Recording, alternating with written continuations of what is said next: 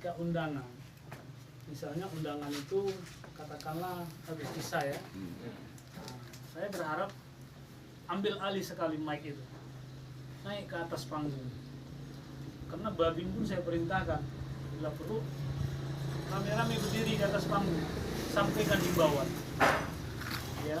Yang pertama kepada pihak penyelenggara pesta, tolong dijaga ketertiban, keamanan ya, sekaligus etika. Kepada pihak penghibur, keyboard juga tolong hargai kami selaku orang tua, tokoh masyarakat, tokoh agama di lingkungan ini. Sampaikan himbauan kepada penjual miras, kami harapkan jangan coba-coba jual minuman keras di sekitar lokasi pesta ini. Itu nggak salah, himbau. Bisa nanti naik ke panggung, berdiri nanti Babin Kamtibmas kalau ada ikut mendampingi. Jadi Babin Kamtibmas kami itu nggak perlu bicara, yang berbicara itu tokohnya, warganya gitu. Perlu itu. Nah, itu silakan ya Pak ya. Itu dibiasakan. Nah, baru yang kedua tadi ada warga yang tersungkur ya, meninggal. Nah, jadi memang bapak-bapak, kalau ada contoh kasus seperti ini, ya memang langkah yang tepat informasikan dulu ke kami. Jangan dulu diganggu-ganggu untuk posisi aslinya. Kan gitu. Tujuannya apa? Tujuan biar nanti ketika kami datang, setidaknya kami bisa melihat, menganalisa kematian ini akibat apa. Itu baik secara luarnya. Nah, baru yang kedua, kalau memang kita lihat dia itu meninggalnya seperti yang dibilang Pak Sekdes tadi, ya memang kalau kita mengacu kepada prosedur bapak-bapak, itu wajib kita otopsi. Ya toh? Otopsi itu dibawa ke rumah sakit. Ya kan? Otopsi bagian dalam. Karena apa? Sesungguhnya yang dapat memastikan akibat kematiannya itu tadi adalah dari otopsi, dari orang medis. Kita pun juga nggak bisa, walaupun secara kasat mata kita yakini meninggalnya bukan karena apa-apa. Salah satu contoh misalnya yang saya kenakan ini, kita sepakat kalau ini kita bilang swasta kan, tetapi sesungguhnya yang menyatakan ini legal, sah menyatakan ini swasta bukan kita, tapi ahlinya. Kan kira-kira gitu. Walaupun secara kasat mata kita sepakat ini terbuat dari swasta, kira-kira begitu. Nah, kendalanya di masyarakat, kalau otopsi, yang pertama kita kan selaku keluarga dulu, terus merasa nggak tega, ya kan?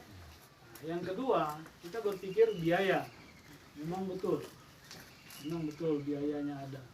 Nah, tapi ketika bapak-bapak ada contoh kasus seperti ini, kami juga bisa menggunakan kebijakan. Contoh yang dibilang Pak Sekdes tadi, selama nyata-nyata kita perhatikan secara fisiknya di luar tidak ada tanda-tanda penganiayaan, kemudian kita mintakan keterangan dokter dari puskesmas, pihak medis, ini bisa dikatakan meninggal akibat serangan jantung, ini bisa meninggal akibat sakit, kan gitu. Maka kami tidak ngotot mengedepankan prosedur yang otopsi tadi. Kami bisa mengambil kebijakan. Kebijakan itu apa? Dari pihak keluarga yang meninggal ini didukung dengan tanda tangan Kades maupun Kadus, tidak dengan tokoh agama, buat permohonan untuk tidak dilakukan otopsi. Kalau isinya nanti Pak Sekdes sudah paham. Jadi bapak-bapak yang merasa bagian dari keluarganya hanya tanda tangan doang. Itu yang bisa kami buat semacam kebijakan. Jadi nanti manakala ada memang dia betul-betul dicurigai karena dianiaya, ya apa boleh buat. Prosedur hukum harus kita jalankan untuk memastikan dia meninggal akibat apa ini. Kalau yang contoh kasus tadi, nyata-nyata memang karena penyakit, dan selama ini kita juga tahu dia sudah ada mengidap penyakit, ya sudah, kita nggak perlu lakukan otopsi. Gitu-gitu. Itu kira-kira bapak-bapak ya, biar saya luruskan tadi ya. Oke, baik, kalau nggak ada lagi, jam sudah hampir jam 12, karena saya berusaha jangan sampai lewat, karena kalau lewat menurut hak asasi manusia maka lambung tengah harus nah, saya bilang